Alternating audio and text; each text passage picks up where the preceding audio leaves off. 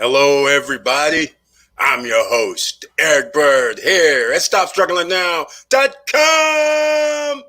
And today we have a special treat.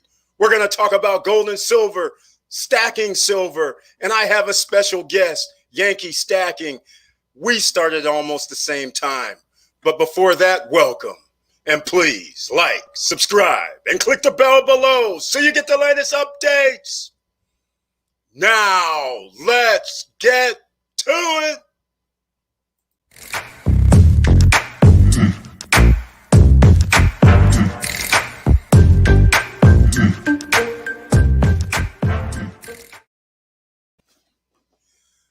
All right. Welcome back. So without further ado, I'm going to add Yankee Stacking, who does excellent work in the stacking community for silver, gold, precious metals. He discusses this on his channel. And everybody, I'm going to have a link down here in the comments section where you can go to see his channel. Welcome, everybody. Joe Carpenter, welcome. Miss Learn and Earn, welcome. And without further ado, we're going to add Yankee Stacking. So if you have any questions, you can ask him, because we're going to be talking about precious metals. We're going to get into some real estate even, because I know he does something else, private money lending. We're going to talk about a whole bunch of financial information today. So I'm kind of excited. All right. Without further ado, Yankee Stacking. And you'll find this interesting because nobody knows who he is. Welcome, Yankee. How are you doing today? Eric, great to see you. I know you don't see my face. That's just the way I roll, dude. I'm sorry. Oh man, it was a promise I made almost 2 years ago when I started my channel to my wife to keep things anonymous. So that's the way I roll. But man, I am so jacked to be on this live stream with you, Eric. I'm telling you, I am really excited. Over dinner, I told my family, you guys, I'm going to be on Stop Struggling Now. And they looked at me like, oh, is that the guy? Yeah. StopStrugglingNow.com. I can't even do it right, man. You do it the way, but oh man, it's great. So let's get it's sure to an honor, right? Man. It's a pleasure. And the funny thing is, me and you almost started about the same time on YouTube. Really? And I don't know how I came across you, and I don't know how you came across me, but it's like a kindred spirit, because you always talk about stacking, prepping, trying to help people financially. You always discuss how to make your life better. I love it. So I just got to say, continue the good work, man. And I love your the way your channel has grown as well, man. It's real awesome. Thank you. Quite frankly, it's humbling. But we belong to a fantastic YouTube community, especially in the stacking, collecting precious metals YouTube community. It's just phenomenal. So generous, kind, and helpful. And, it's funny. I remember, coming across your channel, Stop Struggling Now, and just your presence just drew me in. And then after I started listening, I realized, yeah, we're kindred spirits, because you love helping people. You love to challenge and encourage people. Sometimes you like to, slap them around a bit. I also appreciate that too, man. But you really do have a tremendous amount of information and knowledge that you try hard to share with your viewers. And so I really appreciate that. All right. Thank you so much, man. Thank you. All right. So I titled this today, and I know you like this title. You're trying to trigger me. You're trying to trigger me, man, with that title. Yeah, I triggered you a little bit with the investment word. It's gold and silver and investment. And we got to talk about this, because we have a little bit different point of views, but nonetheless, we both agree somebody and people should be stacking gold, silver, or precious metals in some capacity. It's just the quantity and the length of time is what our differences may be. So what I want to talk about is, first, what is your point of view? And by the way, ladies and gentlemen, he is if I remember the title correctly, prepper stacker, right? That's right. Yeah. So the trigger point is, I look at it as an investment vehicle. He does not. So why don't you explain your store of wealth? I believe that's what your term is. and Well, why you consider prepper stacking. Eric, I'm. This is going to be interesting because I think we're going to agree on more things than you realize. I think a lot of what is thought of a prepper or a stacker is a misunderstanding. So I'm going to do my best to kind of clarify that for you. The first thing is defining what that is, a prepper stacker. That's one of three types of stackers that I, name, and three types that I focus on. Stacking, by the way, is just a fancy way of saying hoarding or collecting in large amounts, relatively speaking. So comparatively, most people in our American society don't collect, don't hoard, don't stack silver and gold. They don't have any, most people. So in that sense, that's a stacker. Now, you call me a prepper stacker. There are two other types. There's the flipper stacker, people that like to buy gold and silver so that they can buy low, sell high, and turn a profit. They don't care about, collecting it. They don't care about, when SHTF situation coming down the line or anything like that. They're in it for a quick turnaround. So they'll buy something and flip it. I've done that. I've done, my fair share of flipping, and I've made a little bit. I'm not a flipper stacker. There are others out there that do a much better job than I do. And they look at precious metals primarily as an investment. Okay, so that is that word, investment. There's also the collector stacker. Now, that's somebody that just gets all hot and bothered over the prettiest piece of gold or silver. They're in for it because they like collecting certain series, or, maybe they've grown up being a coin collector in the past. They love what's new and beautiful. They don't care about the cost, less about, what's coming down the pike, economically. And they don't want to sell it either. I mean, they might, but they want to collect it. I have a couple things that I collect, or a few things that I collect. I'm not a collector stacker. The third type, prepper stacker, that is someone who is looking at this not as an investment. Okay, use that word, investment. I don't consider precious metals, or at least physical precious metals like silver and gold, as an investment. A prepper stacker looks at these as insurance. This is a great way to insure yourself against economic downturn, inflation, potentially hyperinflation. It's also a store of wealth, something that you can hold on to physically, tangibly. No counterparty risk, no fear of somebody else, leaving you, high and dry. You have it; it's in your hands. So I look at it as a way to prepare for what I believe we are seeing coming to fruition.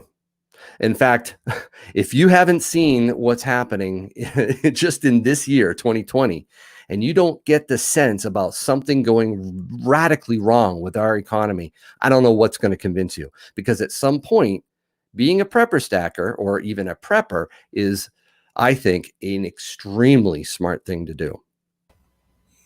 Well, I have to agree. You have to do something. Now, here's where we're going to get into the little talk that I always wanted to have. And All right. You've heard my little comments underneath your videos before. Oh, yeah. So I love your comments. They're great. Here's where I come down. As I've told my subscribers and people that follow, I suggest you do buy silver and gold and precious metals if you can. Now, see, I sit there and look at your table, and a lot of people don't know how much that is sitting on your table. That's right.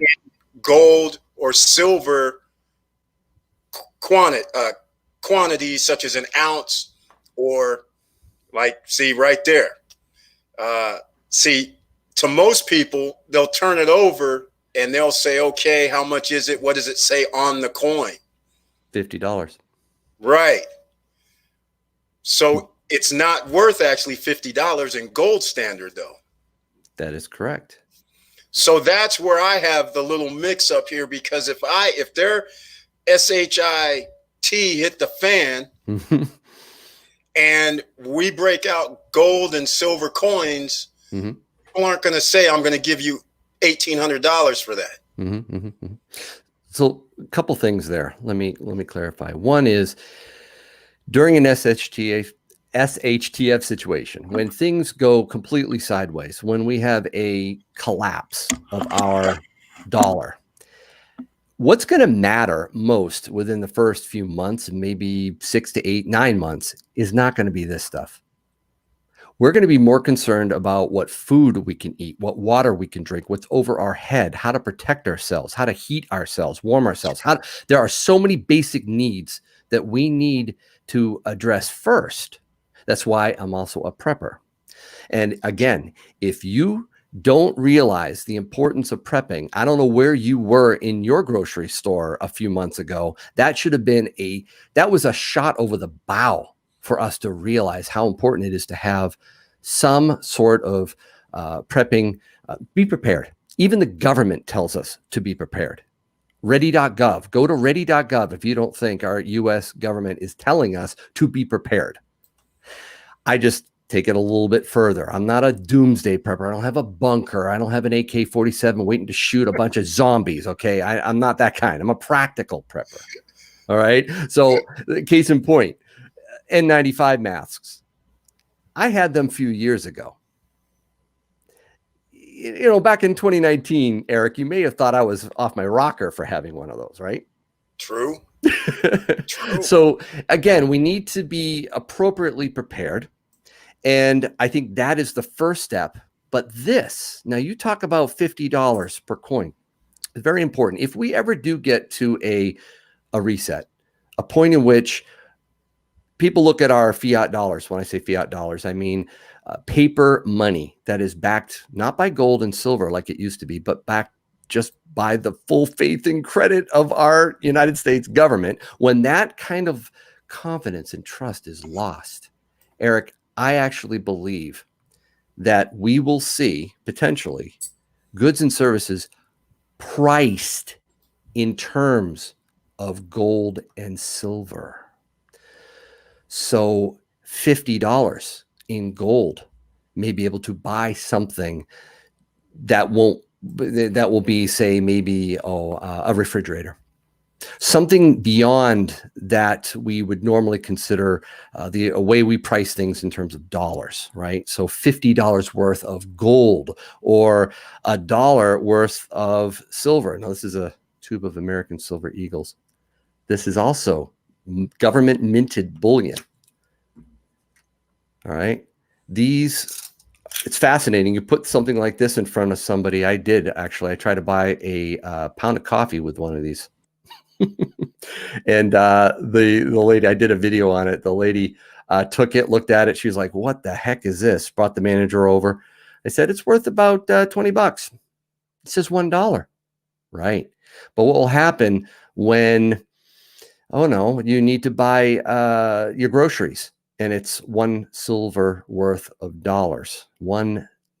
1 American Silver Eagle will buy you food. Now, this is not the only thing I stack. I also do constitutional or junk silver. I'll just show you a little bit of this. This is what, what's all of that sound? This is what our money used to be. Half dollars, dimes, quarters from 1964 and before. Okay. These are 90% silver. It's not what they use now anymore, though. Now it's just a bunch of cheap metal that goes into our coinage.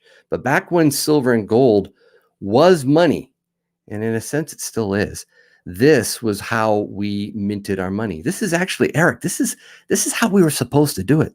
This is how our founding fathers wrote the Constitution, with silver and gold in mind. It's in the Constitution. So this is real money. Okay. What we have now is currency that used to be backed by silver and gold. In fact, I'm going to show you a dollar bill that I'm not sure many people have seen. Oops. Knock that over. Here's a silver certificate. Have you seen one of those before, Eric? See at the top where it says silver certificate? And see where it says at the bottom, $1 in silver payable to the bearer on demand. Think about that. This dollar said at one point that it certified that there was on deposit in the Treasury of the United States $1 worth of silver. And you could walk into a bank and actually get $1 worth of silver for this piece of paper. Well, if you look at your piece of paper right now, those $1 in your pocket, if you even carry them, it doesn't say this. It says a Federal Reserve note. That is a debt. That is an obligation. And it's not backed by anything. So that's a quick way of saying that this is money. And it is something that I think we will one day actually, unfortunately, see treated like money again. I don't want this to happen, Eric. Right. I don't.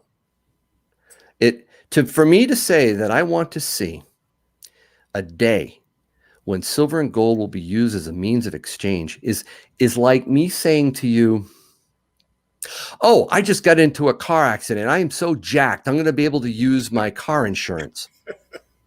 Or, my house burned down. Oh, isn't that awesome? I can actually use my fire insurance, my homeowner's insurance. That's nuts, right? That's crazy. But you do have health insurance, right, Eric? That's right. Do you have car insurance? Yep. Do you have a family? Yes. Do you have life insurance? Yes.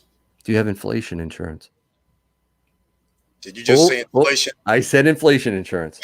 No inflation insurance. Okay. We'll talk more about that. Silver and gold. Silver and gold. Precious metals, primarily silver and gold, because that really is traditionally what money is, like I said, in the Constitution. But I mean, other people invest in other things like platinum and palladium. I don't get into that stuff. So, and I also like it physically. You can invest in silver and gold. And I mean invest, okay, not insurance like I do, but invest in, say, ETFs, electronic traded funds, right? ETFs in gold and silver, like SLV or GLD or any of those, right?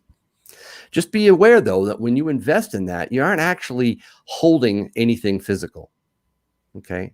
And That's true. and you risk that, say, one contract or something might be saying that gold backs my contract. Well, then everybody else might be saying, oh, my contract is backed by that same piece of gold. And then when somebody takes it, everybody's left holding the bag. So I'm really leery about paper assets, paper gold and silver. You have to be very careful with that. Right. Well, since you brought up the ETFs, I did. In fact, I did see a video. You were talking about the BTGs. Mm-hmm. I talk about AUY, mm-hmm. ETFs. Yeah. But here's what I say. Because as the history goes, whenever things have went bad, such as the Great Depression, which everybody alludes to, my thing is, once again, everybody who was holding gold and silver, then the president says, well, you guys do good for the country. Give us your gold and silver, and we'll give you some worthless paper notes where you couldn't even buy and sell gold. They made it illegal. Right. You're talking about the gold confiscation of 1933. Exactly. FDR wrote that executive order. Just a little bit of context, Eric. Our money, our currency, was backed by gold and silver at that time. That's right. It's not anymore. Back at that time, people had this and this, silver and gold, in their pockets. They don't have that anymore. That's right. Back at that time, there was no such thing as a 401k, an IRA, a bank account, credit cards, your electronic funds. None of that was even thought of at the time.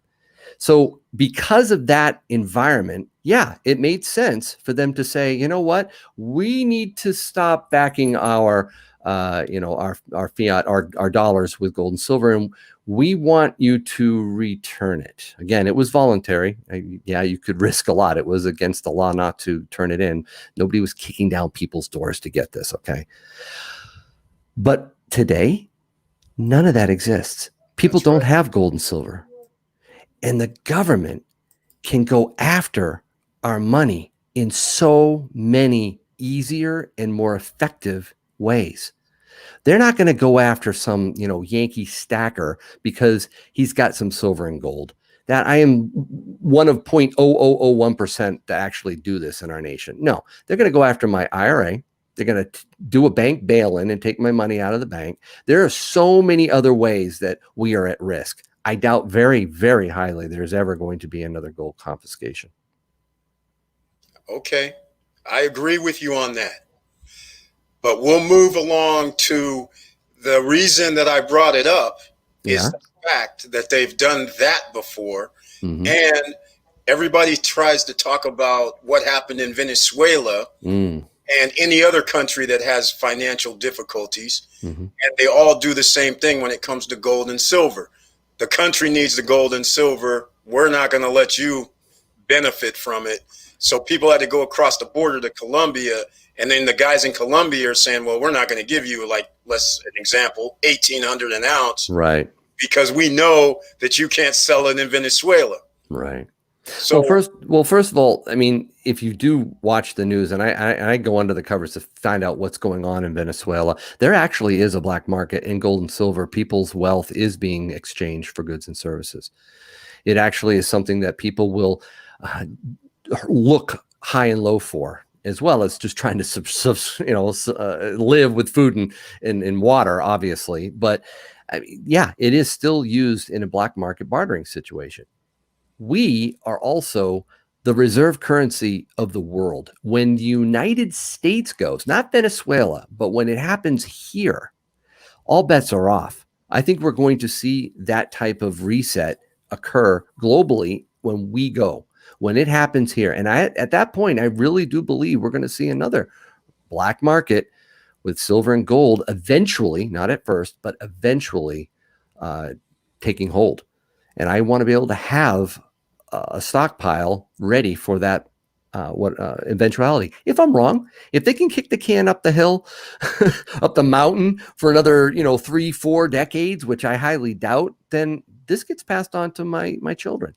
It's insurance. It's one of those insurances that I can actually pass on, unlike my life insurance or health insurance. So again, that's the way I look at it. All right, I know. And therein lies where I have the little difference because, see, here's what I'm thinking. And I'm going to run through a little history, but here's what I'm thinking. So, for instance, what I call that lost opportunity.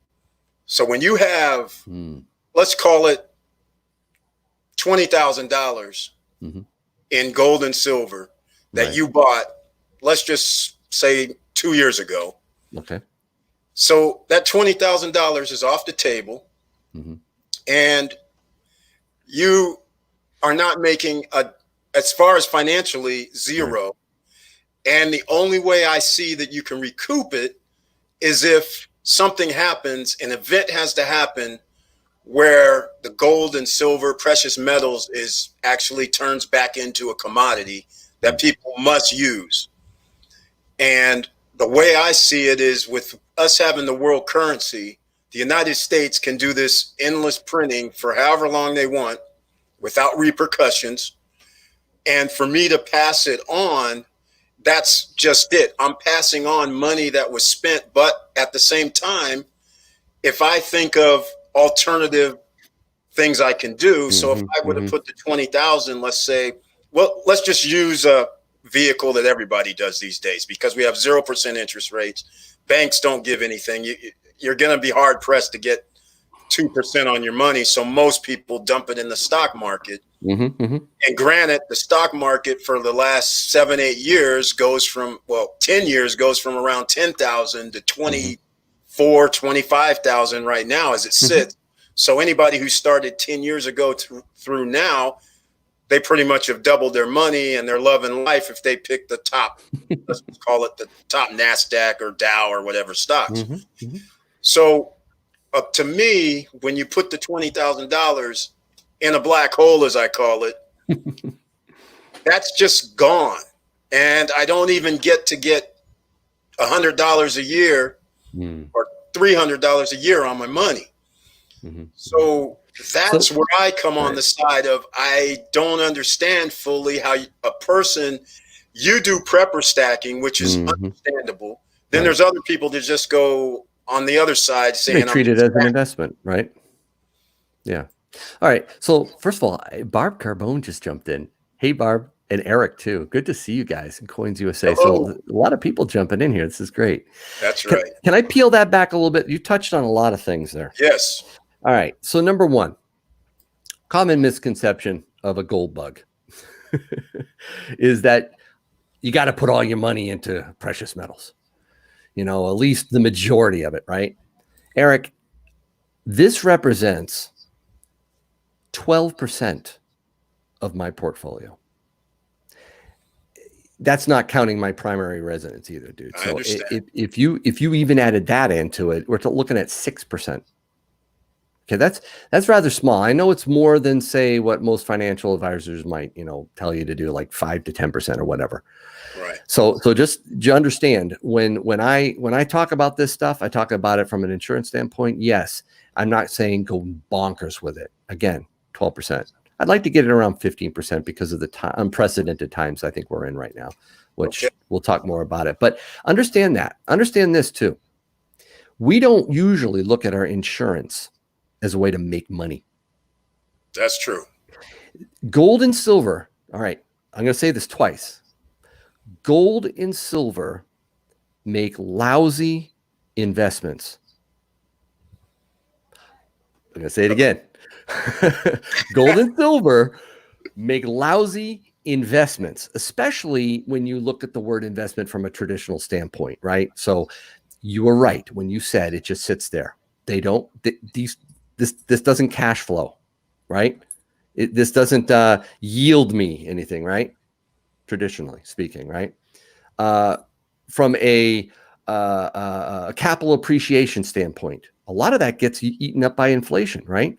So we look at this and we go, yeah, really? Is that where you want to, like you said, lock up your money? Well, again, I would rather lock up 12% of my money to preserve my wealth and not have that so that I can't. In other words, gold and silver don't do a phenomenal job building wealth, but they do help preserve it. And that's the role I think it needs to be played. And I preach this on my channel all the time. Yes, I mean, I I know know. Eric and Barb probably, rolling their eyes right now because they hear this when I talk about it, but I really feel it's important.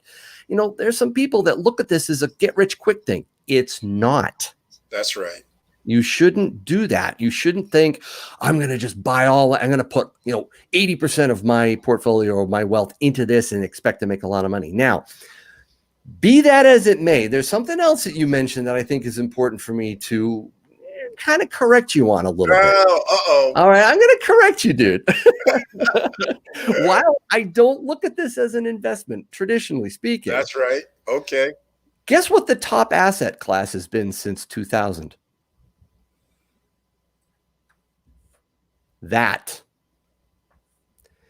Gold has increased 278% over the last 15 years.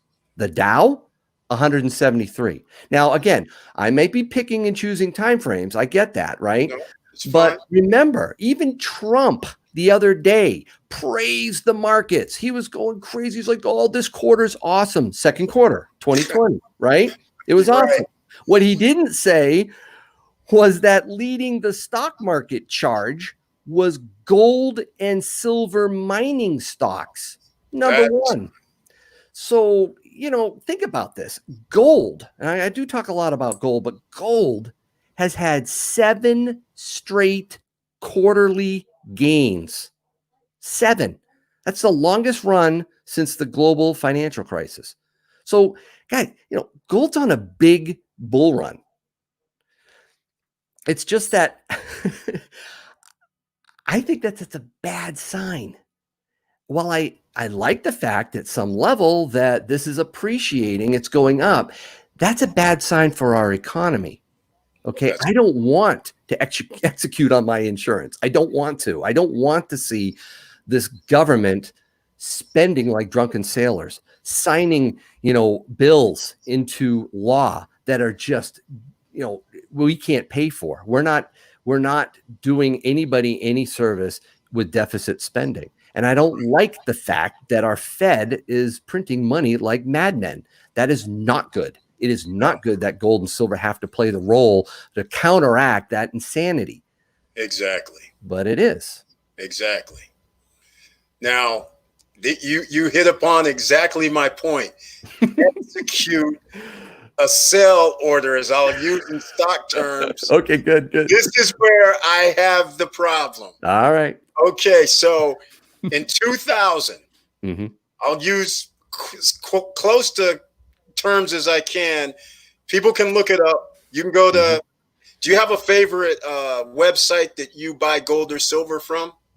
Oh man, my number one favorite is my local coin shop dealer, because I've built a reputation and a relationship with him where I can get, say, this stuff for near spot price, which is the price of the actual base metal. So that's number one, a local coin shop dealer. But I buy from the online bullion dealers as well, like JM Bullion or occasionally APMEX or other ones. All right. So everybody, you can go to one of them sites. Mm-hmm. You look for the gold, or I'll use gold in this case. And I believe somewhere around 2000, 2001, just off the top of my head, I believe gold was around $375, $400 an ounce. Right. Now, 20 years later, mm-hmm. it's $1,800 an ounce.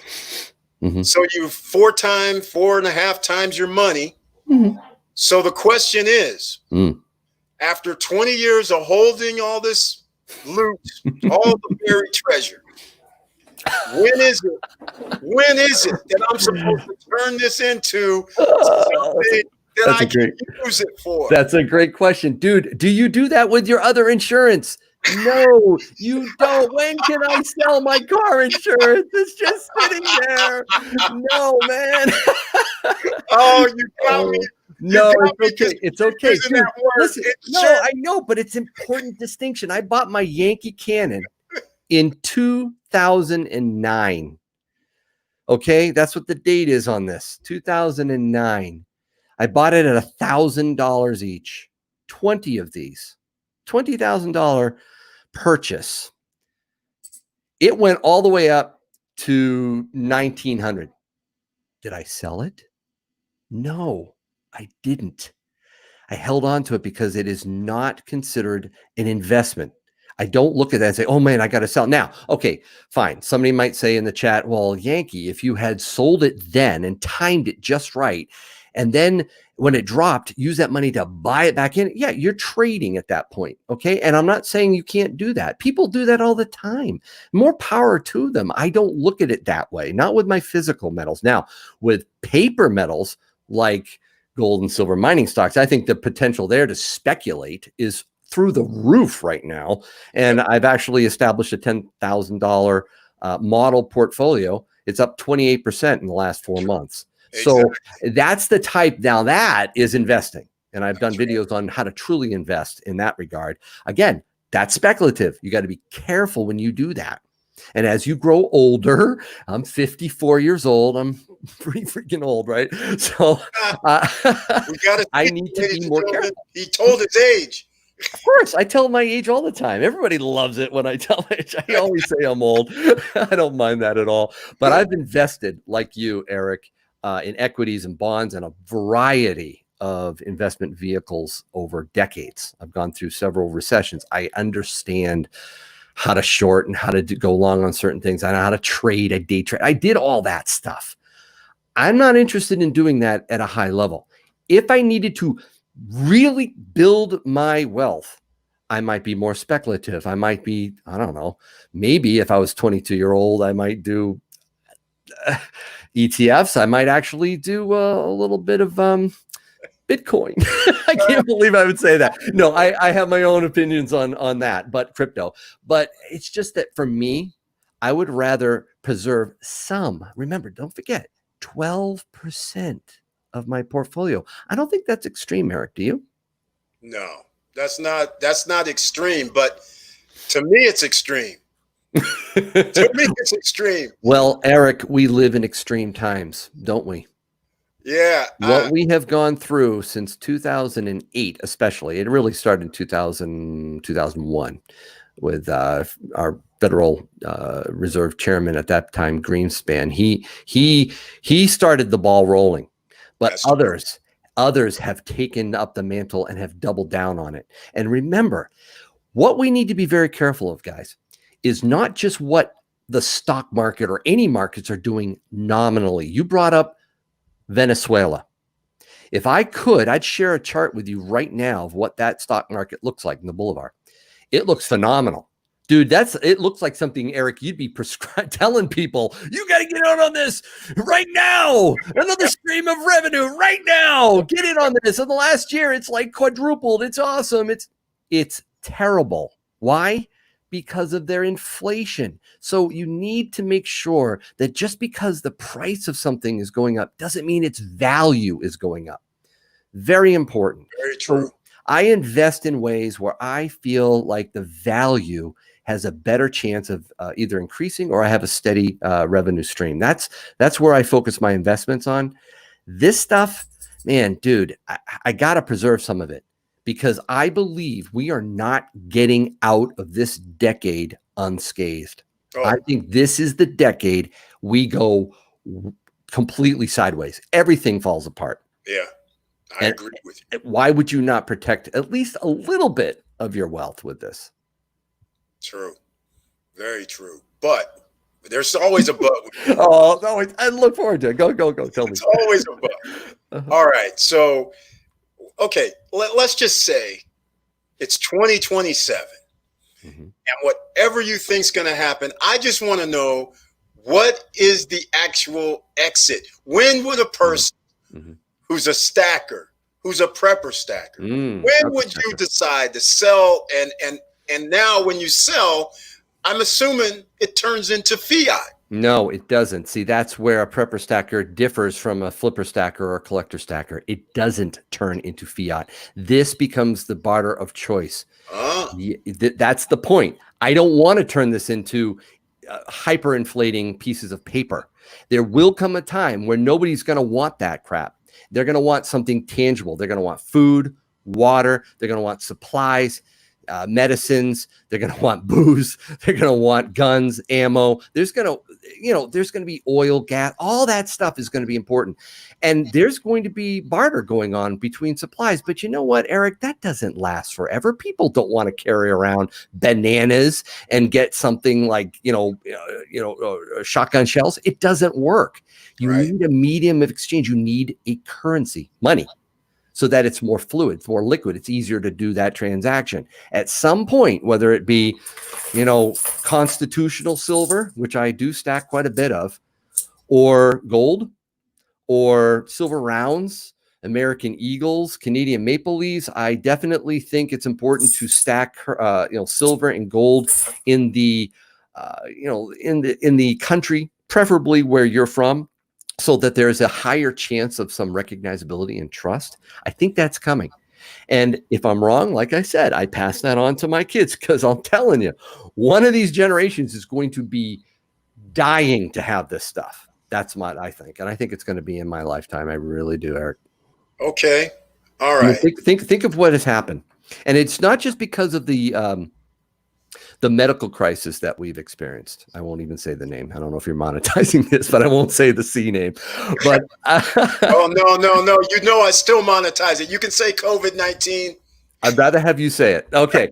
But think about this. Before that medical crisis, we had 3 rate cuts in 2019 by the Fed.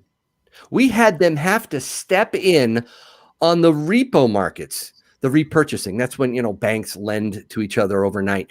The interest rates were spiking to 10%. The Fed had to come and go, whoa, we'll take care of that. No. They pushed it down. That's right. They've had to, buy or monetize debt, which is sometimes called quantitative easing or QE. They didn't call it that in 2019, but that's what they were doing. All that was going on before we had this pinprick, before the bubble was popped by this medical crisis. So, and I don't think we're getting out of it this time. I think that was the bubble, and we are going to see a second wave of economic crisis this year, the end of the year. We're going to see bankruptcies, foreclosures. We're going to see people struggling to find food. We are going to have a catastrophe on our hands. And maybe the Fed will do what they did before and just ramp up the printing, and then, a new stimulus package will come out. But at some point, confidence is lost. You said that they can do that forever. They can't. At some point, faith is going to be lost. It happens to every fiat currency in history. That's right. And if we think that the United States is immune to that happening, that is just pure hubris, in my opinion. I agree. Totally agree. Every fiat currency goes to zero, ladies and gentlemen. Yep, you got it. It's history. That's how it always works out. But I have to thank a few people, Nick Preben, Joe Fleming, and you already welcome Barbara Carburn, Pedro P. If you guys have questions, don't put them in the chat. Mm-hmm. We'll try and answer them. By the way, can I just applaud you? You really no, I'm not saying I mean this. What you're doing is very important. You're trying to get people to stop sitting around and waiting for the government to come bail their butts out. You don't want to see people just like, I need a handout. I don't know what to do. I guess I can't do anything. You don't. You are telling them that they need to have multiple streams of income. You are urging them and encouraging them. Yeah, sometimes with a carrot, sometimes with a stick. It's kind of fun to watch you do that. But you encourage them to get going, to get busy, right? And I love that about you. That's one of the reasons why I keep watching your videos, because it inspires me. What I'd like you to also do is to inspire people not to end up on a rooftop, figuratively speaking, waving a flag, crying for help, like they did in Katrina, when our economy tanks, when it really goes. I mean, not just a recession, not even a depression. No, when it collapses. You don't want people not knowing what to do and going to an empty grocery store and then saying, where do I get help? And no, you want to encourage them there as well. So again, I think you're doing a phenomenal job. Even if you talk about Robin Hood and Webull and stuff that I don't do, I think that's great. No, I really do. I think you should add a little bit of gold and silver mining stocks into that, though, man. That's a great opportunity, man. I talk about it all. And that brings up a good point I'm about to make. Okay, I'm about to make a point because a lot of people may not have heard of the Hunt brothers of the 1970s. Mm-hmm. And if you haven't heard of the Hunt brothers, yes, that's the Hunt family corporation that has that food that says Hunts on it. And they had oil and all that. These guys, these brothers tried to buy up literally all the silver they could find and get their hands on in the 70s for about 7 years. Yep. They even went to Saudi Arabia and outside of the United States to have people buy money. They even did margin calls for the silver. Yep. As it turns out, even with them buying up everything in sight, it did not matter for about 6-7 years until around 1979, 80-ish, somewhere in there. Right. And gold or silver went up to around $50. That's right. And if you adjust it for inflation, that's even higher. So it is amazing what they tried they tried to do it, and it went bad in the end. But they got out of it because they're 1%ers, and they got their loans forgiven and all kind of percenters. Now, the reason why I bring that up is because I want to applaud. But this is only because I'm being facetious. I got to tell you. Here we go. I want to applaud you and everybody who's actually stacking gold, silver, precious metals. Yep. And the reason why I say that is because of the ETFs. Now, you brought up a valid point. Yep. The ETFs are not actually physical gold or silver. Right. But they're allowing people to reap the rewards of the rise due to inflation to get some extra cash in their pockets because, like you said, now this is what I'm saying. I want you guys to stack gold, silver, precious metals, because while I'm in AUY, while I'm in BTG, while I'm in DRD, and mind you, Yankee, I get dividends, even if it is 1 or 2 or Yeah. 0.8%. That's I get some dividends, so it's not in a black hole That's true. as far as I'm concerned. But again, I'm not looking at it as insurance. And Right. that's where the thing is in my mind. I don't Right. look at it as insurance, Mhm. but if I did, maybe I would think differently. But I'm always looking for, how do we monetize this? Right. This is not going to be easily cornered. That was a unique time, but silver definitely is more speculative. I'll grant you that. That's one of the reasons why my base is gold. This is what central banks stack, guys. This is what countries around the world want. Silver, not so much. Okay, so silver, in my opinion, is more speculative. I'm not against it. I think silver definitely has a lot of upside potential, but that cornering of the market, yeah, that ain't going to happen. We do not have. We're not making a dent with this. Our stackers, I know what you're thinking. We're helping you with your ETFs. JP Morgan is helping you with your ETFs. Okay.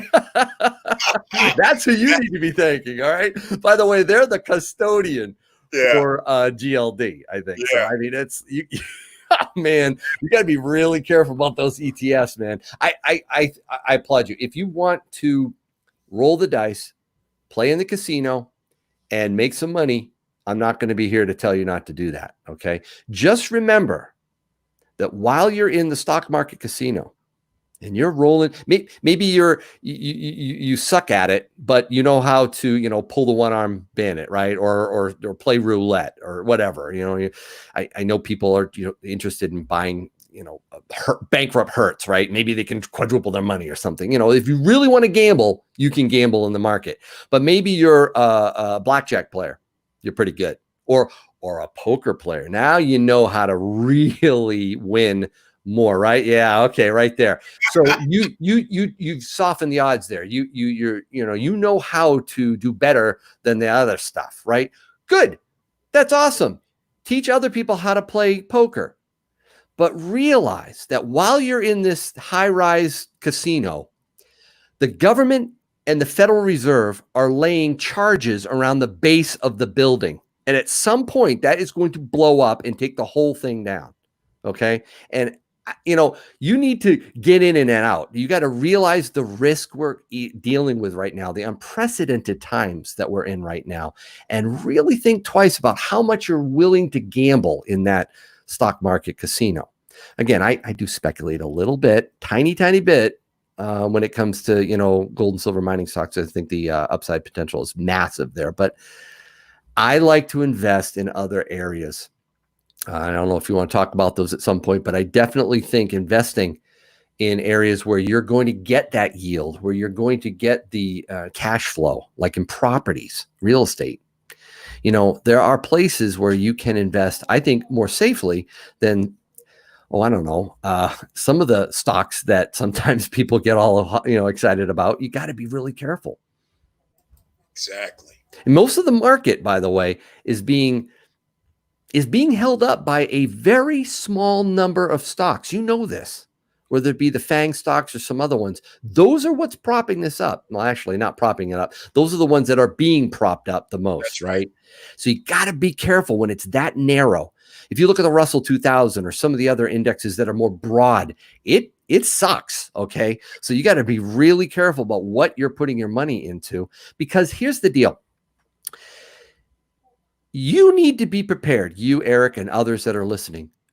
We need to be prepared to go decades without making our money back, especially when adjusted for inflation. Think about this. Back when I was born, 1966, stock market high. It went down, and it took 30 years, 3 decades to recoup the loss back up to where it was in 1966. I wish I could show you the chart. From here, it went down and then back up again. 30 years. Now, could you have made money here and here and here and here? Yeah, it wasn't just a straight line. It was up a little, then down and up a little, but the progression was down. 30 years. Again, we talked about inflation. When adjusted for inflation, are you ready to ride out 30 years? No, not like Japan. No. No, not like Japan, those lost decades. I did a video on that. That is what we need to be prepared for. So again, I, if you're doing Bitcoin or ETFs or whatever, I like to say date them. Don't marry them. Be careful. That's exactly the point. In and out. That's right. And reduce your risk threshold as you grow older, as you have more responsibility, maybe more mouths to feed, as you look and say, you know what, I'm starting to build some wealth. I need to protect that wealth, preserve it. Precious metals, they do a really good job of that, Eric. All right. Well, this is why I had to have you on, because these are the questions I always ask. And I appreciate you explaining it to the audience and everybody listening. It's all on point. So you can make choices. But I do say you got to go get some gold, silver, precious metals. You got to do it. Some. And yep. with that, we always got to talk about wealth. I see we actually have a few questions. Oh, great. I think I missed a few up here. Barbara's going crazy in the chat. Look at her go. Yeah. Oh, man. Let's see. Would you trade some gold for silver with high GSR? That's from Pedro P. Yes, the GSR, the gold to silver ratio. So there are people that stack and play what's called that gold to silver ratio. So what they'll do is they'll buy silver, and because it's cheap compared to gold, and as gold starts to either come down or more likely silver goes up, it makes more sense to have the other. So they will take the silver and they will try to get the gold with it, and then they'll do it in reverse. So they'll go back and forth, right? Back and forth between silver and gold. Actually, I should be actually holding back between silver and gold and then back again. Can it be done? Yes. But there are some things you need to be careful of when you play the GSR. One, be careful when you're doing it with physical metals. When you make that exchange, rarely do you just walk into an LCS and say, or local coin shop and say, hey, I want to give you this much silver, say a whole tube of silver, and I want a gold 1/4 ounce Canadian maple leaf. That's roughly the same price. They probably won't just take it and hand you this. You have to sell this and buy this. And when you do that, you usually lose something in the exchange, whether it be the premium or the cut the dealer takes or whatever. So that's risky, in my opinion. Plus, you have to be really good at timing this too. So, to me, it's not worth it. I don't play the GSR. I don't go back and forth between them. I buy my gold and I buy my silver, and neither the two shall meet, right? I don't go back and forth between them. If I did it with paper, gold and silver, like SLV and GLD, then yeah, I can see you playing that ratio. Does that make sense? Makes perfect sense. And therein lies what I always talk about as well, because as you know, the premiums on silver, for instance, right, is almost like $5. It's almost like 25, 30%. You lose right when you buy, right? Is that what you're thinking? It's an initial loss. I agree. So there's a cost. And gold has a premium too. Oh yeah, and it's usually less percentage wise. Now I look at it as the cut my insurance seller is taking when they sell me insurance. But I don't like it. And I shop around and I try to get the smallest premium I can.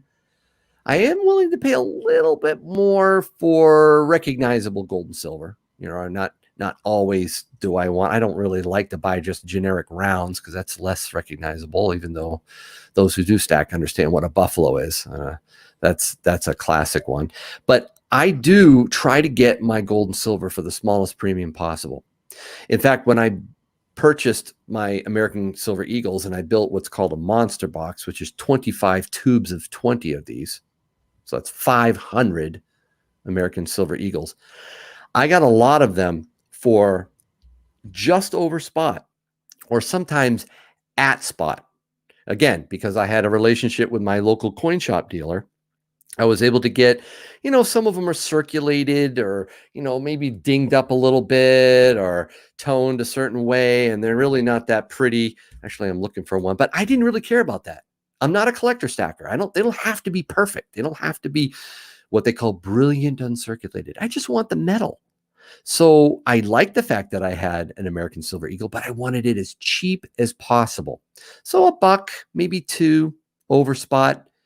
Right now, silver, like you said, Eric, is expensive, relatively speaking. The premium is much higher. Why? Because a lot of people want it, and it is definitely in demand. So supply was low due to COVID-19, I'll say it, and the demand was high, so that premium jumped up. I stopped buying silver. I shifted more to gold. I've been stacking quarter-ounce Canadian maple leafs as fast as I can. They're what I call my Canadian or my maple musket. So I'm trying to get a whole tube of these and kind of call it the maple musket, like I call my my tube of gold a Yankee Cannon. So I try to buy gold now because that premium is smaller than it is for silver. So that it's an adjustment. I agree. That's an important thing to do. Right? Say that again. A maple quarter, right? Yeah, these are quarter-ounce Canadian maple leafs. They're iconic. So viewers can, the people watching, how much is a quarter-ounce maple coin? It varies. It can be just over $400 each. About just a fourth of the price. Yeah. You do pay a little extra because they're small. That would be easier to barter with if you think about it. Right. I mean, I would rather, put this over and say, I'll barter with you for this for some larger item that I need during an SHTF situation. Or I might say, I'll barter this for silver because I need a smaller denomination to buy food. I don't want to go into a grocery store, or actually a grocery store would probably be more like a farmer's market or somebody's, garden in their yard. I wouldn't want to bring this and say here, right? So I would probably exchange this for silver, maybe constitutional or what they call junk silver. So if I had a lot of one of these, I might get a pile of this stuff and then use this real silver, 90% silver, to buy some smaller supplies. So that's, again, how the prepping or the prepper stacker mindset works. They are beautiful. I have to admit, I do enjoy stacking gorgeous gold and silver. But again, I'm less interested in its shine and how it makes me feel. I'm doing it as insurance, and I think it's important to have this. That's right. Can you believe what we're doing, Eric? Can you believe what the federal government is doing? They really think they can paper over this problem. They can give everybody stimulus bill money over and over and over, and eventually it'll all go away, and we'll never have to pay the piper. Exactly. The Fed is buying treasuries more than anyone else. About half our debt is being monetized by the Fed. Now they're buying municipal bonds for state and local governments. They're buying corporate bonds. Exactly. They're buying company bonds. Think of this. This is unprecedented. We've never done this. And we're going to pay mightily for it with inflation.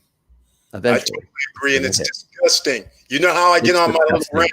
Oh, I know. People don't know that they actually bought companies that are worth almost $1 trillion. They're buying Apple bonds. It's incredible. But they applaud.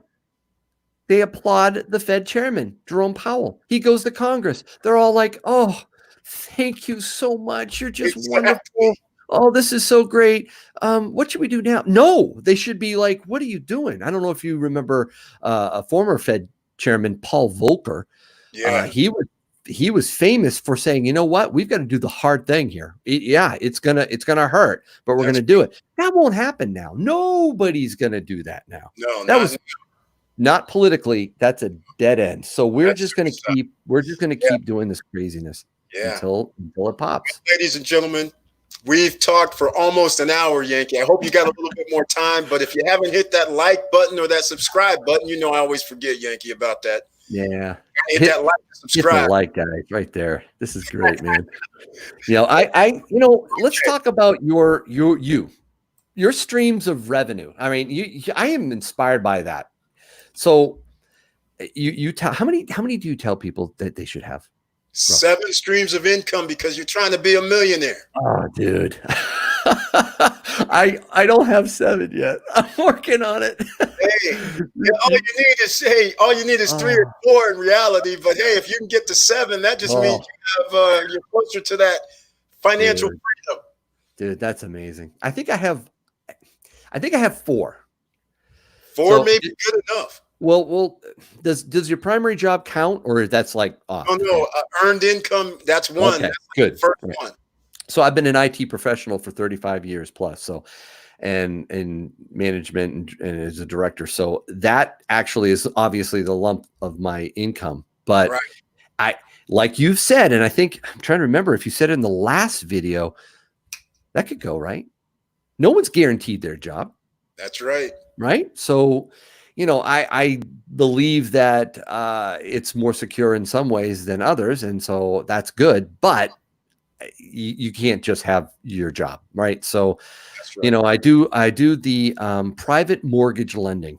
That's what I want to talk about. That's another stream. And obviously YouTube, that's growing. I do a little eBay sales on the side as well. That's another stream, the buy and sell. I'm also doing, let me touch on this before we get back to PML, and I noticed that you've had memberships too. You have 3. I think that's really awesome. That's cool. I have 3 members as well. One's just for fun, sort of the Patriot Pistol, I call it. People can put some fun, emojis and badges and stuff like that. And I give them a discount for some of my merch and stuff. So that's one. But the other 2 have really, really been added streams. And I think about you when I did this too. I was like, I got to get more streams because Eric told me I got to have 7. I got to get more. So I was thinking, how could I do this? So I have the Maple Musket. That's the 2nd membership level. Beautiful. And I'm helping. Yeah, named after this stuff. I'm helping 2 people right now build their YouTube channel and grow it. I have a very specific plan of attack that helps them focus on their brand, helps them, expand their viewership, get more subscribers, carefully doing it right. YouTube rules, right? But I've really, working with them, helping them with everything from stickers to logos to the YouTube algorithm. I'm starting to figure that out. So that's one.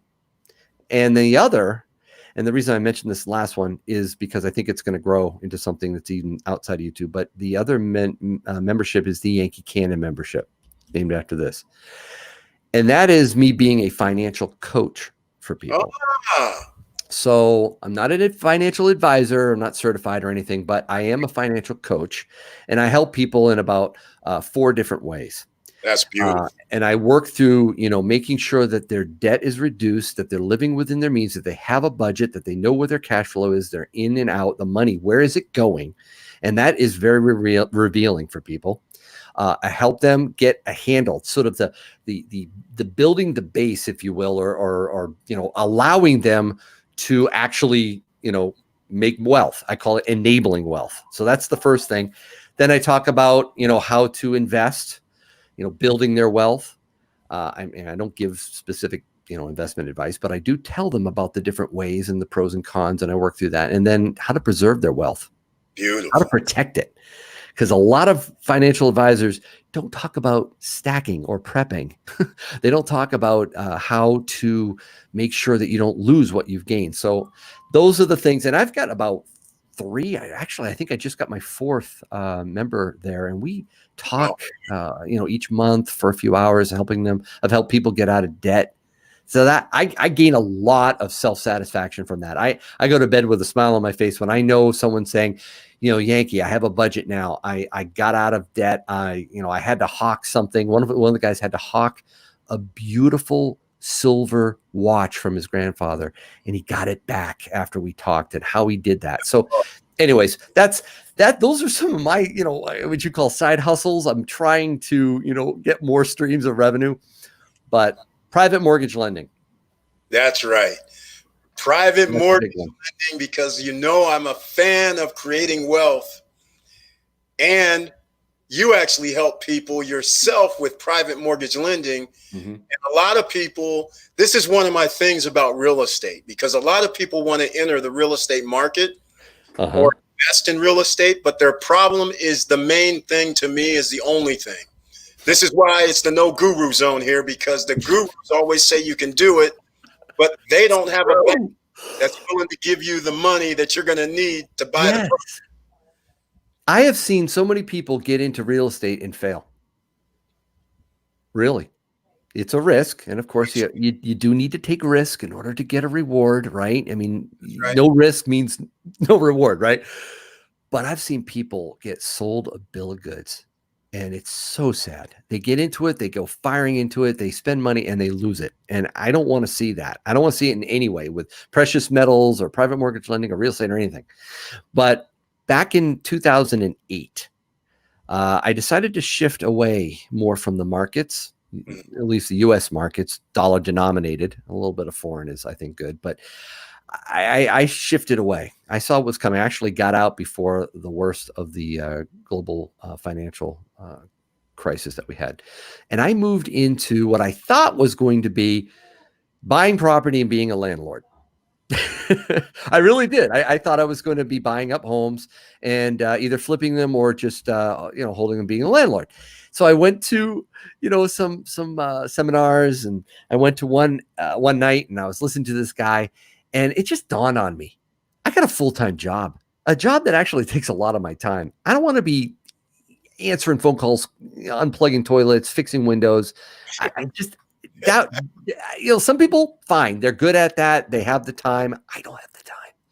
So I'm like, do I really want to be a landlord, or do I want to pay someone to take care of the stop toilets and the roof and the the windows? That just eats into your profit big time. So I'm like, what do I do? And at that time, there was a gentleman that was speaking at this landlord meeting, and he said, I'm not going to talk about being a landlord. I'm going to talk about a different opportunity. I'm going to talk about private money lending or private mortgage lending. It's very similar. And I'm like, what is that? Long story short, after his spiel, after he showed what he did as a flipper and as a landlord himself, he and I talked for about an hour out in the driveway, or parking lot, I should say. And I'm a skeptical guy. I really am. I don't want to be parted with my money. I was like, okay, this sounds too good to be true. I am going to do my research. So I spent months researching what this is, what private money lending or private mortgage lending is. And I also checked in on this guy. He gave me his financials. I start calling around. I'm talking to people that have dealt with him. I said, all right, I want to know. And I talked to some broker, and I'll never forget. She said, you talked to so-and-so? I'm like, yeah. She said, I deal with him. He talked to you specifically? I'm like, yeah. Oh, he's the best in the business. I didn't know you wanted to do that. Are you interested in doing it with me? I'm like, no. I'm talking with this guy. That's fine. She was upset because she's a broker. She wanted to be the one in the middle, and I went right around her, and I went to this guy, So I did a first deal with him. I like to say, be the bank. So private mortgage lending is really being the bank. It's kind of like shadow banking, if you will. It's your way of providing funding to a person, and there's a lot of hoops and things you need to really watch out for, but providing money to someone to renovate, flip a piece of property, to either then sell or refinance, or to hold on to and get revenue, have a source of revenue stream, rent it out, say. So I met this gentleman, and we did a very after I put him through the ringer, I said, okay, we're going to try this little deal, and I'm going with you, and I'm going to see the property, and we're going to drive to, at that time it was Vermont, and we're going to go through everything. And I want it on paper, and I'm very, very deliberate. And we did it. And I made quite a bit of money, not as much as him. I mean, he took greater risk, more work, right? So he flipped it and made, at the time I was 5 figures, quite a bit, actually. I didn't make quite as much. I made a monthly income for 8 months while he did it. And I was careful in how I, gave him the money and all that. I found out that he was an amazing person, incredibly trustworthy. We did it for years, one property after the other. And then he introduced me to another organization that's even bigger, multiple principals, has probably one of the most amount of real estate owned in the state of New Hampshire. This person does flips and deals with the state of New Hampshire and gets federal funding. This guy is really huge. And so I actually set up an LLC and really started to be the bank, loan the money for them to be able to do these deals very, very quickly, very smoothly. And now I receive about 8% APY every month from this organization. So I sleep well at night, not worried about the stock market. And I know I'm going to be able to get this revenue stream every month. It's a passive source of income. Now, is there any risk? Yes. What are the risks?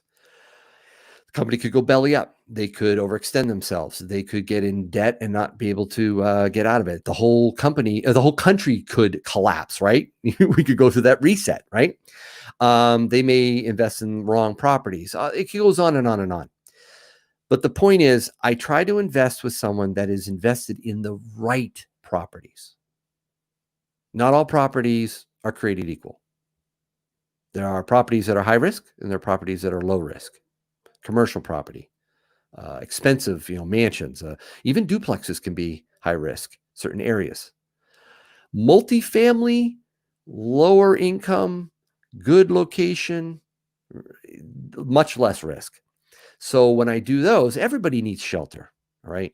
Even during the last Great Recession that we had, we did well. He did very well because, again, it was focused on areas that people need, which is shelter. It's one of the basic needs.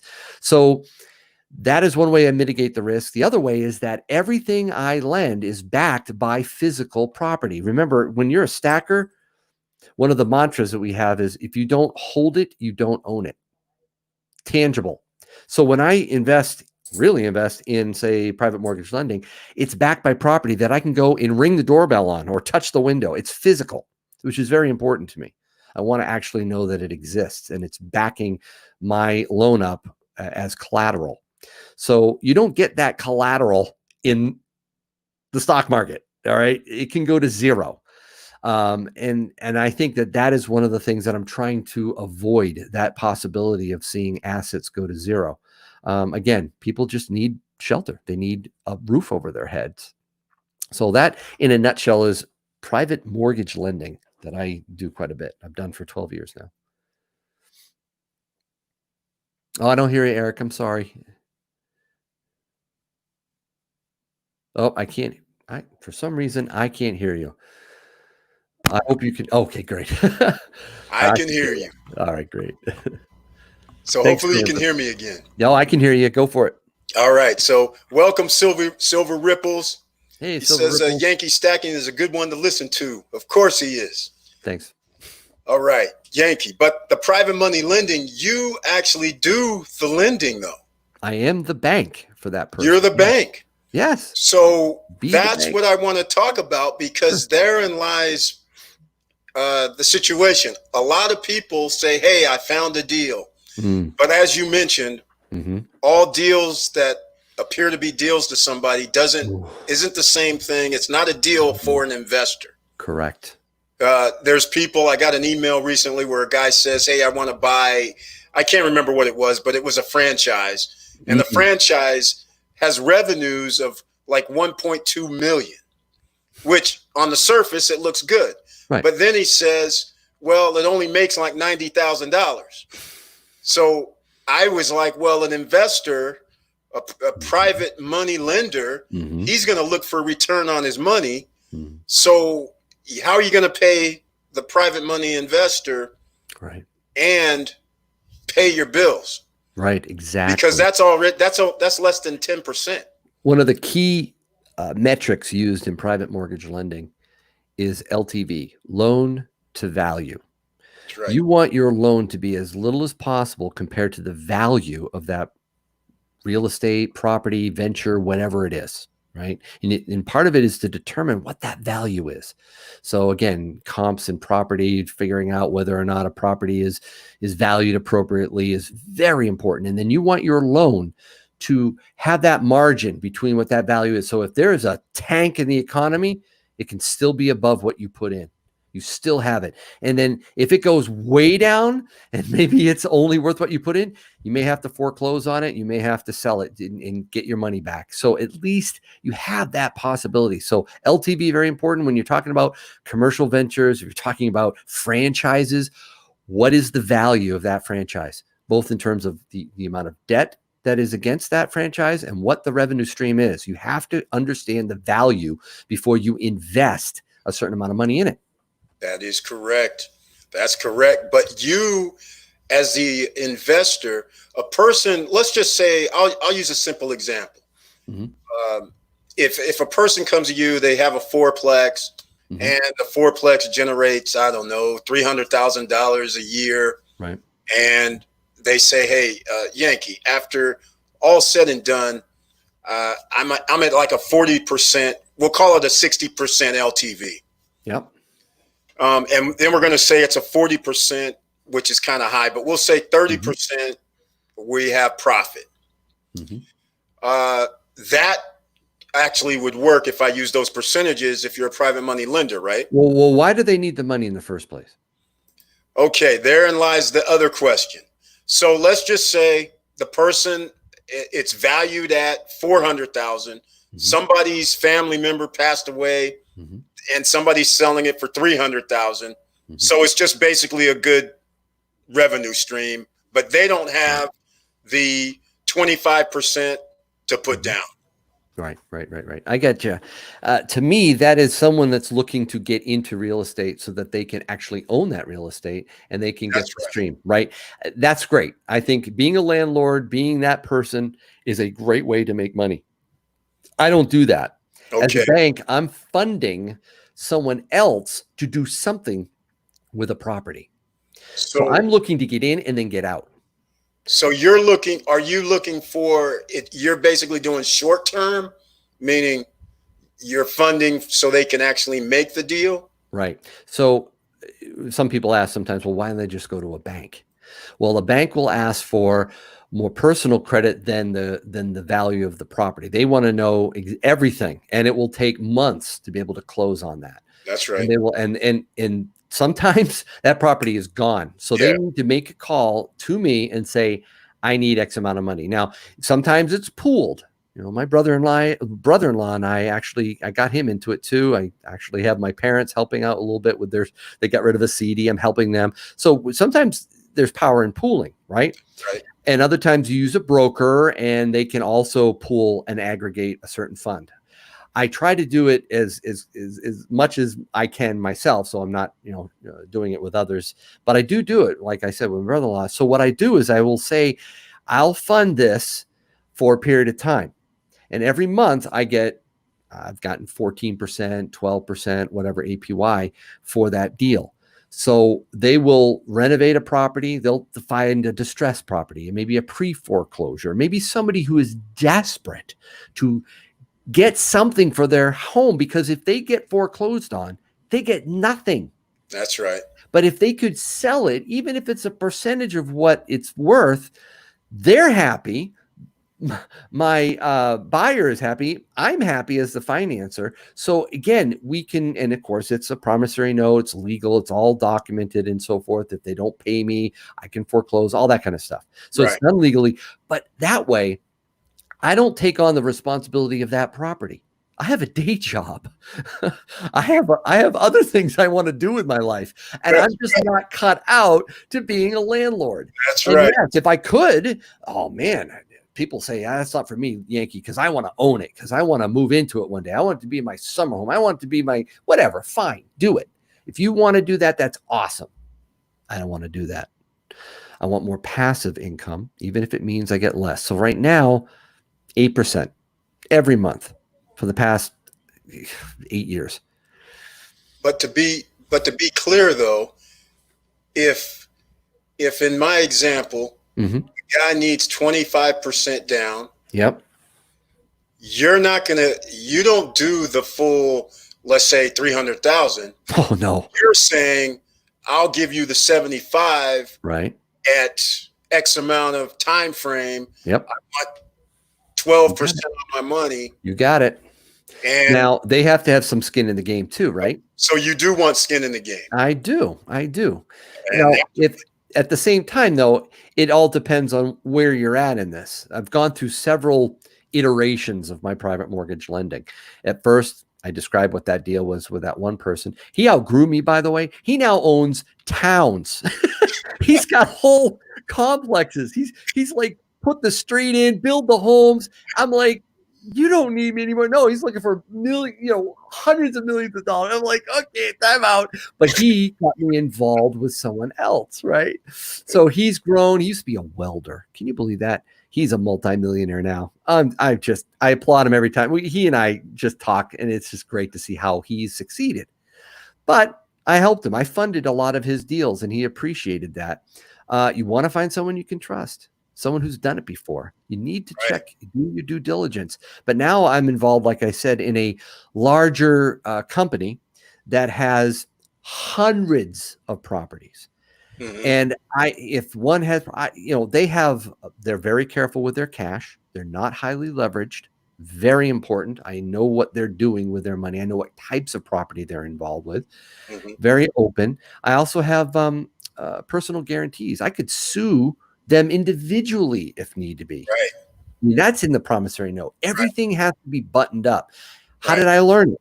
I read, and I just started small. My first deal was small, and it Right. was just a way to learn. I learned every year. I learned something new. In my promissory note, I wrote it for the first time. I got it off of Google. I Googled it, found a promissory note. I pasted. It was a Word doc. I pasted it, and I added some stuff. And then we got a lawyer, and he looked at it and went, "Yeah, that's pretty good. But you're in New Hampshire. You need to add this, this, and this." Oh, okay. There's my new template. So I kept learning as I go. I give all that stuff to people who watch my playlists on my channel. My private lending. All right. You heard it. You got to go to youtube.com/Yankee Stacking. If you watch that playlist, private mortgage or money lending, in it, there's a link in the description. Go to that. It's a public Google Drive. All the documents, sample documents, how I do the closings, everything. All the things I check into are right there, including some really good PDFs on what private mortgage lending is. Because I'll tell you, a lot of people don't know about this. Exactly. Because everybody's taught the reverse way, as I call it. They're taught you got to have a credit score. You have to put down your 25, 30% yourself. Yep. And then they tell you, they go the other way and go, use other people's money, except they're talking about go ask your relatives. They're not talking about private money lending. They're not talking about investors. They're just scrambling around, and then you give up because you're saying, well, I can't. Who's going to give me, $125,000, $100,000, $55,000 for no reason?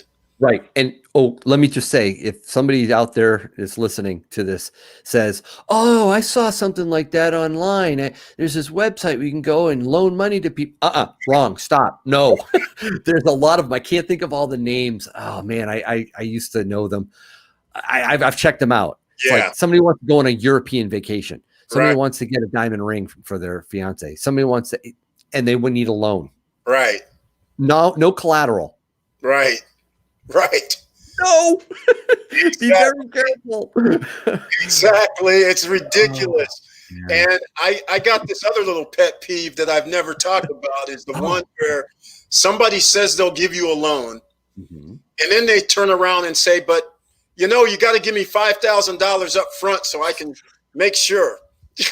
That's when those little warning bells all just go crazy, right? It's like, wait a minute, what are you talking about? Yes. There's a sucker born every minute, and somebody's going to try to separate you from your money all the time. You got to be very careful. Now, you did mention the skin in the game, though. Yes, I did. Out of curiosity, what do you consider skin in the game? I like to see 10% at least, preferably 20. 10%. Yeah, I like to. 10% is rich. Well, it is. It is. And plus also I did installments. I pay out installments. So after the certain, say for instance, the demoing is done, give them a little more.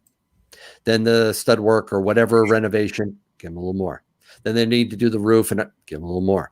So again, you're spacing out your risk that way. So the draw is done that way. And after you've done a lot of deals with someone, like 15, you know, you start to just, you got to be careful. You don't want to get complacent. Right. I don't necessarily always have driven to every property. Occasionally I will, just because it's a good practice. But a lot of times I just need the pictures. I need to know where it is. I need to do a little bit of background. But there is nothing like going into a building with someone and really seeing it firsthand. I mean, I've gone into a hoarder's house once that I couldn't breathe. And when I started to go down the stairs into the basement, I had to turn back. Oh. It was a hazmat situation, but the entire neighborhood was beside themselves excited when that house was renovated, because it was the biggest eyesore. So you're looking for this eyesore in the midst of a development that is just, stands out like a sore thumb. The neighbors are going to get all excited. They're going to think it's the greatest thing, right? And, they had like 3 dumpsters worth they had to wear hazmats. It was awful, but I could see the potential. Another time I went in with someone and with the guy and he's like, what do you think? And it's like, you know what? You should knock that wall out. Let's just open it up. What do you think? He's like, that's not a bad idea. Now, I don't know. I'm not a builder, but I had my own perspective on something and I could, make suggestions. And of course I saw what the builder was in for. At first, you look at it and go, there's no freaking way you're going to make this livable. And they perform magic. If you get the right person, it is amazing how they do it. So are we, how I like to do this. I like that, I like to be doing in what we're talking about. Okay. So are you accepting new people for the private money lending? When you say accepting people, you mean as part of the funding or teaching? Funding. I really try to keep it narrow. In other words, my brother-in-law, my parents. I have helped out my nephew, but he doesn't do it anymore. I really try to keep it within familial trust circles. And I'm not, I'd love to be able to help people, but my way of helping them is teaching them. It's encouraging them. It's showing them. It's giving them the tools and helping them with them. So one of the things I suggest is that you really need to research the real estate investment association meetings that are in your area. The New Hampshire Real Estate Investment. Yeah, the New Hampshire Real Estate Investments Association meets in a couple towns nearby, and I used to go to them regularly. Right. And I would network and I would see the brokers there trying to do the deals. And then I would meet with someone that's trying, I didn't do much that because I had such a great guy, but it was very instructive and helpful. And I learned a lot. So that I think is the best that I can offer. And that's something that I do again with my Yankee Cannon membership. I actually go through that with them. I walk them through it. I explain how it works in more detail. And then they can come back and use me to bounce it off. So here's the deal. This is what someone's offering. What do you think, Yankee? Right. And I'll look through it and say, yeah. Well, wait a minute. How many months are they expecting to carry this? What if they can't sell it? I think you should get more. So I'll do that with them. Okay. So then, but you can sign up at Yankee Stacking on YouTube, right?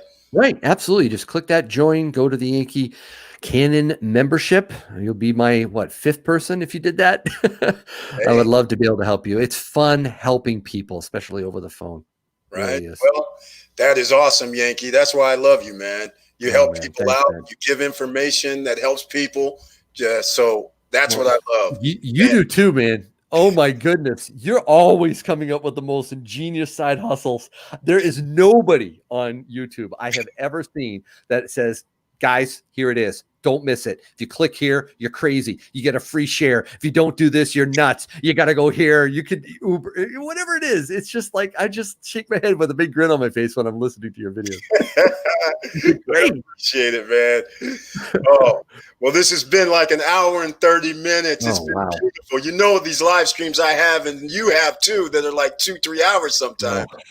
So this is, I'm sorry if I monopolize your conversation, man. I get excited. No, I have to admit. I could go on forever, but I did want to say a few other things, because yesterday and on Sundays, you actually have Praying with Yankee Stacking, which you actually help people and you pray for people, and that is awesome. You didn't do that at the beginning. So what made you start that? Wow.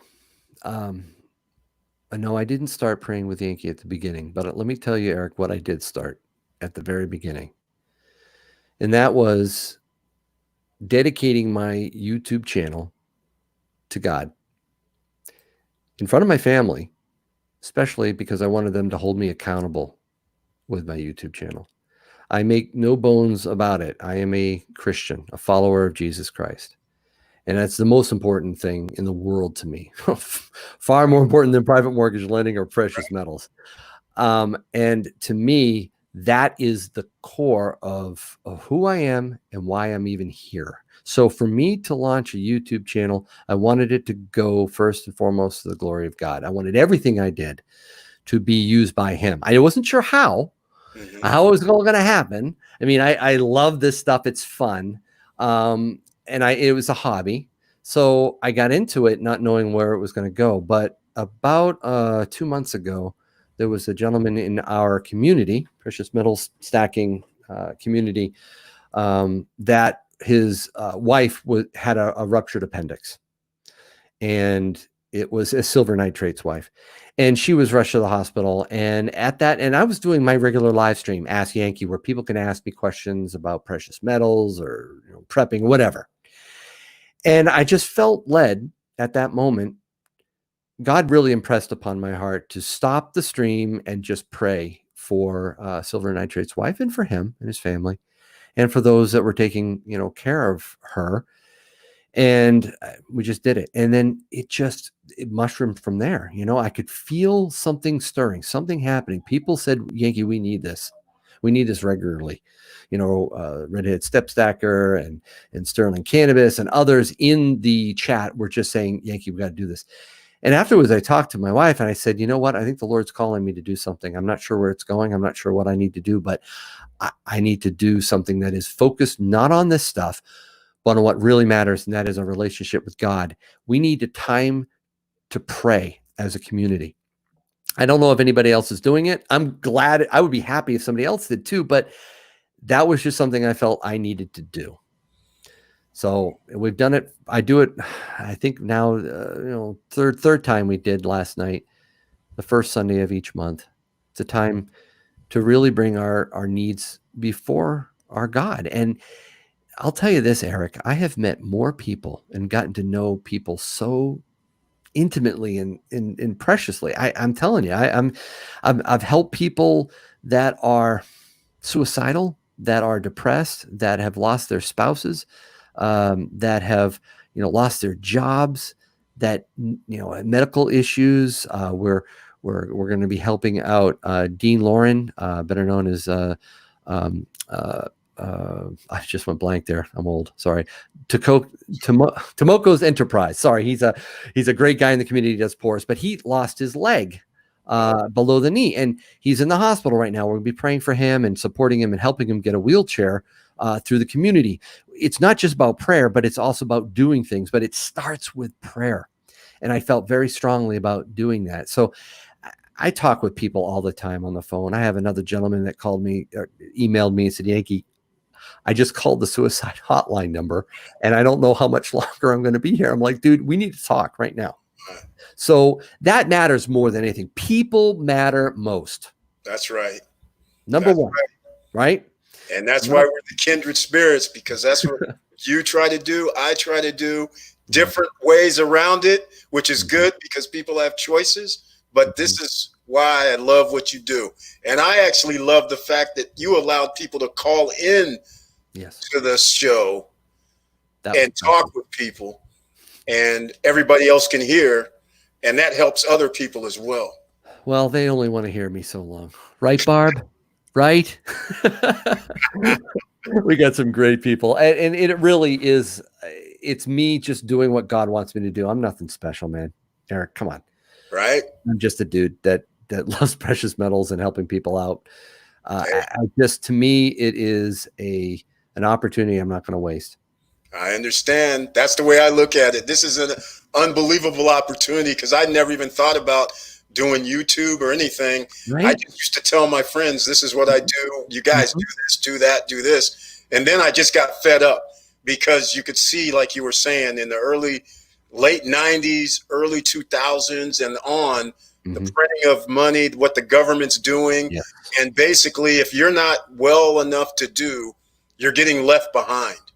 And that's causing a burden on society. So, Eric, we are in unprecedented times in multiple ways. My latest video talked about this that I just dropped today. yeah, Morally, socially, politically, economically, even medically, we are in unprecedented times. This is the time where we need not just to, stack, but we need to do it God's way. We need to be very careful how we live. that's And right. we need to reach out to him. It's number one. I know you have a t-shirt. I love it. CEO of my life. Right? Right? It's one of your merch, right? Love it. And I think we need to do, especially from a monetary standpoint, think of ourselves as the CEO of my life. But I'm going to tell you right now, I may be the CEO of my life, but the board of directors is God. Right. And I think of Proverbs 16:9 that says, a man's heart plans his ways, but the Lord directs his steps. The Lord is directing my steps. He is the board of directors of my life, and he has allowed me to be the CEO. That's right. I want to make sure I make him proud in everything I do. So that drives me. It drives me to be the best director I am at work. It drives me to be the best dad I can be, best husband I can be, the best YouTuber I can be. But there's competing time, right? I don't know how you handle the stresses or the competing people vying for your time. It's a challenge. I get like 100 plus emails a week on YouTube. People email me all the time, and I feel bad if I can't answer every single one of them. I try to answer every single comment on every one of my videos. That takes a lot of time. Oh, is right? And my emails, I reply back to people maybe a couple days late or something, and they're like, sometimes they get me an email, they'll be like, are you all right, Yankee? Did I do something? I'm like, what? No, no, not yet. I'll get to you. And that was one of the reasons why I started the membership whole thing, because my wife was looking at me going, dude, you can't be answering every comment and every email and taking phone calls and doing all your you don't have enough time. You have a full-time job, maybe when you're retired, Yankee, but come on. So I said, I gotta prioritize this. And so the way I did it was with the memberships. That was how I prioritize. Well, Yankee, I got to thank you. I'll wrap it up in a second, but I got to thank you and everybody. You got to go to the Yankee Stacking channel. You can go to the search engine and put in Yankee Stacking. His channel will come up, and go there, subscribe, like. He almost puts a video out every other day, it seems like. Sometimes twice a day. I saw a few occasions. Oh, is that? I had to cut back on that, man. When I started out, I was going like a Energizer bunny. I was just killing myself, and I've really cut back. You know why? I'll tell you something. I don't think I've told anybody. My son, who I call affectionately Little Stacks, right? He had a little intervention with Dad. He said, Dad, you spend a lot of time on YouTube. I want some time, and I was like, whoa, hit me like a ton of bricks. I want to put my family first, and I will. So I said, you're right. I'm sorry. I was trying to build a channel. I got a little carried away. I'm going to back off. So I backed off. I do 2 videos usually a week and 1 live stream. That's it. That's good enough. Got to keep your priorities straight, right, Eric? That's right. Priorities matter. And I want to say thank you to each of our subscribers, your subscribers, my subscribers, because actually your channel and my channel are exceptions to the YouTube rule. And what I mean by that is YouTube used to require channels to have 30,000 subscribers before they would even give a membership button. Yeah, I know. They've dropped that, didn't they? Exactly. I don't know what it is, but we still have it on the website. But Yankee got a membership button, and I got a membership button. Yeah. And my theory is it's plain and simple. YouTube is a search engine. Google, YouTube, search engine. Correct. And my thing is, I think that your subscribers, my subscribers, were clicking and are clicking on some of the ads. And then they realize, wait a minute, we can charge a little bit more money for the ads on their channels. So let's give it to them. It's true, right? I mean, I think at some point in my retirement, I really would like to, there's some certification around being a financial coach. I really am interested in doing this. It may dovetail or actually should say split off from YouTube at some point. Right now, though, I think it's just a great little tool. Join, bang. They get their cut. They get their 30%. I'm not against that. That's awesome. They're providing the platform, but yeah, it's cool. Yeah. There's nothing like meeting someone like this widowed woman who called and said, Yankee, I can tell you're a man of faith. I lost my husband a year ago. It's the anniversary, and I want to move. I want to move up, and I need help. I need to know what do I do? And she just really wanted some advice. And I said, I'm not going to tell you exactly what to buy. Okay. I will tell you what Yankee would do. What would Yankee do? Right. WWYD. But, it's a privilege to be able to hear someone's life story, understand where they're at, and help them and tailor an approach that fits them. So that's one side of it. The other is just when a person is just trying to stack when they have massive revolving credit card debt. No, stop. Right. So again, there's a balance here, and I understand, and I make this very clear in my channel. Don't do this to try to get rich. Don't forget the other stuff and just stack because you're afraid. Right. Fearful. This should actually bring down the fear. It shouldn't cause it. And you really need to be in the right place. Again, I talk about enabling wealth, building wealth, preserving wealth. Those are very important. All right. I'm sorry again if I've gotten carried away. I know Barb will tell me right now in the chat that Yankee, you need to shut up. You're talking too much. She'll do that. She'll set me you didn't get carried away. You didn't get cut off. I don't know. Watch the chat. Just wait. Barb will let me know. Keep rolling live, man. I'm not going to cut you off. Is there anything else you'd like to chat about? I mean, I appreciate the time. I really appreciate it, man. We've been trying to do this for a long time, and we were finally able to do it. Yeah. And it's a special treat, and it's an honor as well. Thank you. I'll wrap it up, and thank you so much, Yankee. Thank you.